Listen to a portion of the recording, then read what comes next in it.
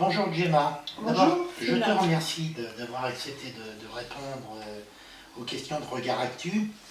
Pour mettre les choses au clair, je vais le dire tout de suite, ça sera beaucoup plus simple pour les internautes qui viennent sur ce journal numérique. Je suis en plus d'être ce journaliste d'occasion pour le journal Regard Actu, je suis particulièrement impliqué dans cette affaire de la page, puisque je suis porte-parole de l'Union syndicale solidaire, et que toi, tu es militante à Sud Santé Solidaire également, et par conséquent, j'ai été tenu au courant et informé de l'évolution de l'affaire, pour autant qu'on ait eu les informations. À ce titre-là, je souhaitais rappeler que Solidaire Sud, c'est un syndicat qui met au cœur de ses priorités la lutte contre le racisme, contre le fascisme, contre toutes ces idées xénophobes, et personne ne s'étonnera plutôt que Regard Actu, c'est aussi ça, c'est aussi ce souci de lutter contre toutes ces idées puantes qui envahissent notre société. Il n'y a pas très longtemps, j'ai eu des commentaires qui étaient sur le blog de Regard Actu, qui étaient d'ailleurs un peu limite. Et c'est ce combat que nous menons. Donc c'est en plus avec très grand plaisir que je te reçois. Cette affaire de la page, elle dure depuis très longtemps, on va dire, ça fait 5 ans maintenant qu'elle dure. Plus de 500 lettres ont été envoyées, oui. Mais pas que des lettres qui vous étaient adressées. Alors, il y a 3 salariés qui sont particulièrement visés chez vous, dont toi, oui, par ces lettres racistes. Mais le corbeau, puisqu'il est d'usage de l'appeler comme ça depuis le début de cette affaire, n'a pas visé uniquement vous, puisqu'il a aussi adressé des courriers anonymes à la direction de la PAJH, mais aussi à des salariés. Et donc ça fait penser quelque part à une organisation extrêmement poussée, puisque 500 lettres, on ne voit pas comment un seul individu peut y arriver, mais ça c'est des supputations, la justice et la police surtout le diront, s'ils peuvent mener leur enquête jusqu'au bout. Il y a eu quand même des rebondissements dans cette affaire, et notamment le fait qu'à plusieurs reprises, il me semble, si c'est 2 ou 3 fois, l'affaire a été classée déjà, et qu'elle a été, plusieurs fois en tout cas, elle a été classée, 2 fois elle a été classée, elle est revenue sur le devant de la scène. Et dernièrement, en plus, il y a eu des tags à l'intérieur de l'établissement. Tu peux nous parler de ces tags? C'était des pièces qui étaient taguées, c'était... Oui, bien sûr, c'est tout simplement les murs de l'institution. Quand on arrive dans l'institution, il y a des salles d'activité qui sont situées tout autour des bureaux. Donc c'est toujours dans ces parties-là où on met aussi l'affichage, où on crampe le personnel. Donc ça a été tagué à plusieurs reprises. Maintenant je ne sais pas combien de fois, mais enfin, je n'ai plus le souvenir, mais on doit être à 4 fois. 4 fois où, là où les personnes rentrent et se permettent de taguer en toute tranquillité. C'est plutôt des choses qui se passent en pleine nuit, d'après ce que j'ai compris. Tout le temps, tout le temps. Voilà. Les personnes sont... Donc ça veut dire que ce sont des personnes qui forcément ont des clés pour pénétrer dans l'établissement. Voilà, c'est certain. On peut le dire au moins, ça c'est un élément important et qui devrait permettre notamment à la police de peut-être avancer, on l'espère, assez vite dans ses investigations. Il y a eu donc ces classements, et compte tenu du fait que l'affaire continuait et qu'elle se rebondissait chaque fois, que le corbeau devient de plus en plus agressif, puisqu'il est passé, on l'a vu, d'insultes, de propos racistes à des menaces, des menaces physiques, et les derniers courriers c'était des véritables apologies à l'extermination, une apologie à la Shoah, des choses totalement insupportables, et apologie des crimes contre l'humanité, comme nous l'avons dit. Et donc là, de notre point de vue, de certains d'entre nous à Solidaire, on pense que c'est de nature à requalifier le délit d'une autre manière, en tout cas, puisque ces appels à l'extermination devraient normalement relancer cette affaire. Vous avez écrit Solidaire, puisque Bien sûr. compris, alors je peux le dire, non, puisque Oui, bien j'étais sûr. également Mmh. avec vous pour rédiger cette lettre, et une lettre au procureur pour lui demander d'intensifier son enquête, de dégager des moyens supplémentaires, et cette lettre a été envoyée à la fois au ministre de l'Intérieur, Manuel Valls à l'époque, Bien sûr. et ainsi qu'à la ministre de la Justice, Madame Taubira, qui est Taubira. d'ailleurs toujours ministre de la Justice, puisqu'entre-temps il y a eu ce remaniement ministériel. Seul la ministre de la Justice a répondu à ce courrier, et pour indiquer, ce qui est tout à fait normal, qu'elle ne pouvait pas interférer dans les affaires de justice, surtout lorsqu'ils étaient en cours d'instruction, et que de toute façon elle ne pouvait pas porter de jugement sur les avocats qui menaient ces affaires, ce que l'on a bien compris. Par contre, elle a indiqué qu'elle transmettait la requête du syndicat Sud Solidaire au procureur Pré-Rion, et non pas au procureur de Montluçon. Et brutalement, on apprend quasiment dans le même temps que le procureur de Montluçon classait à nouveau.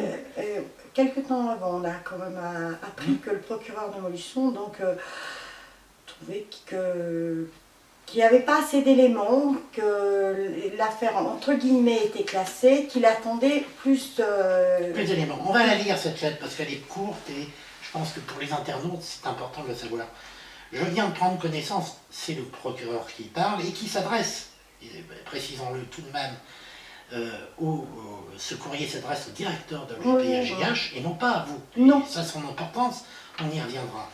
Monsieur le directeur, je viens de prendre connaissance de l'ensemble de la procédure établie concernant les faits de menaces de délit contre les personnes faites sous condition dans votre établissement et son personnel se trouve être victime depuis trop longtemps. Les investigations rédigées par les services de police n'ont malheureusement pas permis d'identifier le corbeau qui nuit autant à la réputation et à la qualité de travail que vous accomplissez. Je suis aujourd'hui amené à procéder au classement sans suite de ce dossier, sachant que les enquêteurs restent en alerte sur tout nouveau fait que vous seriez susceptible de leur signaler. Veuillez agréer, etc.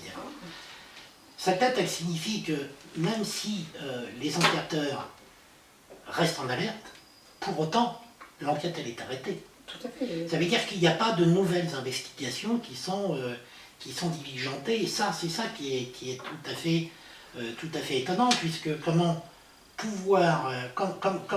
est-il possible d'avancer dans une enquête si on attend seulement que de nouveaux éléments apparaissent? Je voudrais quand même apporter une précision. Bon, là, elle est datée du 22 mars, hein, cette lettre-là. Il faut quand même savoir qu'elle a continué à envoyer du courrier. Voilà. Il y a quand même des éléments nouveaux, puisque dans les derniers courriers, elle veut exterminer les Arabes comme on a pu exterminer les Juifs au cours de la Deuxième Guerre mondiale, quoi. Fait référence à tout ça. Donc je trouve un peu... Et vous avez redéposé de plainte. Bien sûr, alors, moi... combien de plaintes ont été déposées? Parce que cette fois-ci, c'est pas seulement vous trois qui ont reçu les courriers, mais c'est également le courrier dont tu fais d'ailleurs référence, les salariés l'ont reçu. Voilà, elles y sont allées, on leur a dit qu'elles n'étaient pas les victimes, donc de toute façon... Elles sont allées déposer plainte, mais on leur a refusé la plainte. Oui, pour trois personnes qui y sont allées. Une autre personne, disons qu'ils prennent ça comme une main courante, mais il n'y a pas de plainte.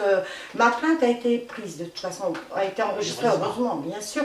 Et voilà, je me suis rendue au tribunal de justice de Montluçon pour redéposer plainte auprès du greffier.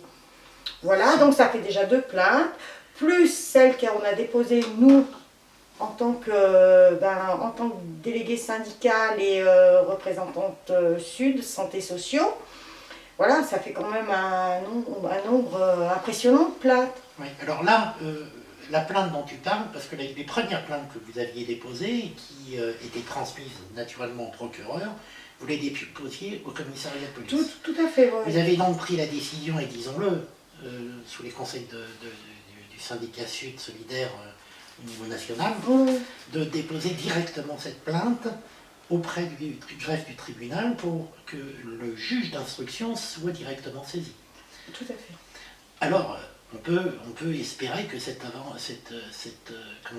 enquête avance un peu. Pour autant, moi ce que je constate, c'est qu'une lettre avait été envoyée pour signifier que l'affaire était classée provisoirement, puisque c'est un petit peu les propos du procureur, mais vous n'avez rien reçu.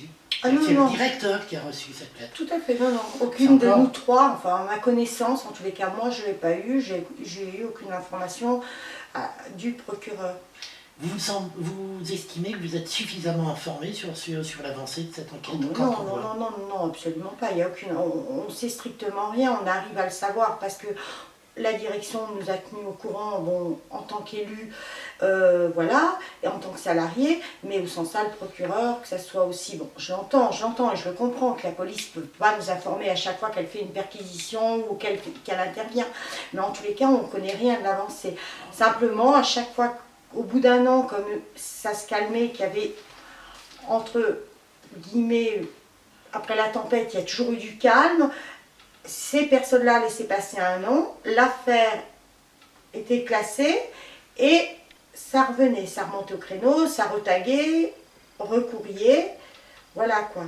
Mais on ne peut pas dire qu'on est tout au courant. Nous, la seule chose qu'on sait, c'est qu'à chaque fois qu'on se déplace pour aller au commissariat, on enregistre enfin pour moi, personnellement, on enregistre la plainte, mais voilà quoi. Oui, vous n'en savez pas plus. Alors après que vous sachiez toute l'enquête, c'est une chose, vous pouvez pas, évidemment, on ne peut pas demander que vous soyez informé sur tous les éléments de l'enquête, y compris, je suppose, que la police a besoin d'une certaine confidentialité pour pouvoir avancer.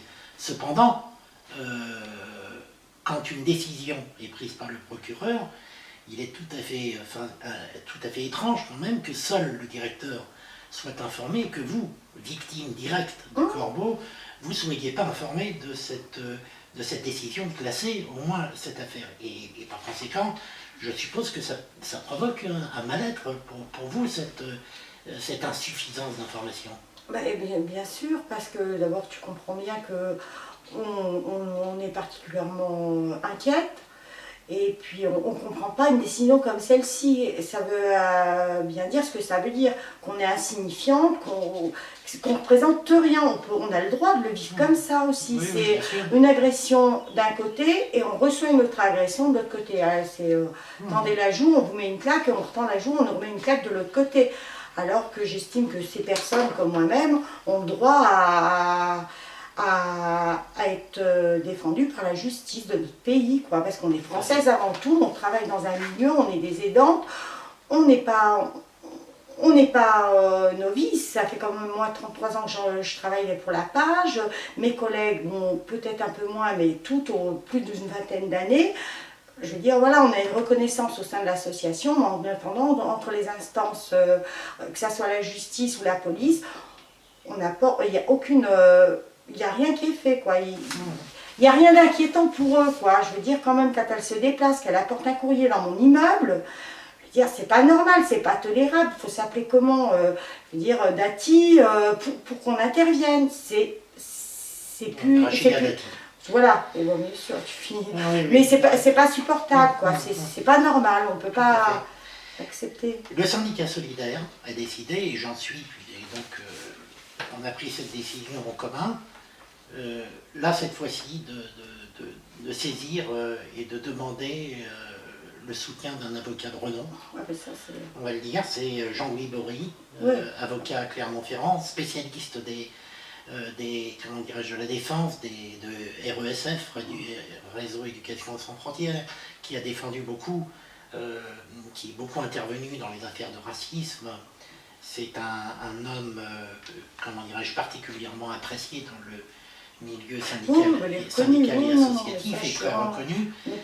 Je peux l'annoncer, dès que je l'ai appelé, il a dit spontanément oui, je prends cette affaire. Oui, je vais m'en occuper, et on voit qu'il le fait avec cœur. Donc ça vous redonne un peu d'espoir? Ah oui, tout à fait, bien sûr. Je pense que bon, là, tu as la primeur, enfin, et c'est normal de l'annoncer. Mais moi, je pense que quand je vais le dire aussi aux collègues, elles vont être particulièrement soulagées. Et puis heureuses, quoi, parce que depuis 5 ans, on ne peut pas dire qu'on ait eu vraiment de bonnes nouvelles, quoi. Et là, on est au summum de ce qu'on peut accepter. C'est vrai que tous les jours, on rentre chez nous, voilà quoi. Alors, je rappelle quand même, hein, la demande de Solidaire, c'est que le dossier soit rouvert au plus vite. On ne peut pas laisser un dossier classé. Alors, il y a des, y compris d'ailleurs, il y a toutes les raisons de le rouvrir, puisque depuis, comme tu l'as très bien expliqué tout à l'heure, depuis le classement de cette affaire, d'autres lettres sont arrivées, et donc il y a matière à réinstruire, bien sûr. et il y a de matière à réinstruire ce dossier. Donc, je pense que... Alors, il y a eu aussi cette pétition. Ouais, Vous oui. avez signé une pétition justement pour demander que des moyens supplémentaires soient dégagés pour résoudre cette affaire. Mmh. Il y a eu combien de signatures? Alors écoute, là on en est à 92 signatures, en sachant qu'on est plus d'une centaine de salariés, qu'on l'a fait passer en période de vacances. Mais bon, c'est pas particulièrement inquiétant tout ça. C'est vrai que les gens sont bienveillants quoi, concernant cette affaire-là. Et cette pétition-là, on va quand même l'envoyer à Madame Taubira, puisqu'on est ravis de savoir qu'elle reste quand même à son poste de garde des Sceaux, quoi. C'est aussi une bonne nouvelle pour nous aujourd'hui. Bon, mais écoute, tu as quelque chose à rajouter sur cette affaire? Non, non, absolument pas. Bon, eh bien, écoute, je te remercie en tout cas d'avoir accepté de... Je te remercie pour toutes les collègues. Voilà. Et puis j'ai bon courage, et de toute façon, sache que Regard Actu, et puis bien sûr le syndicat solidaire, je suis pas inquiète. On vous soutient pleinement dans cette affaire, et qu'on a pris la décision d'aller jusqu'au bout. Bon, car le racisme n'est pas, et on doit le rappeler, n'est pas une opinion, c'est un délit dans notre pays. Merci. Merci.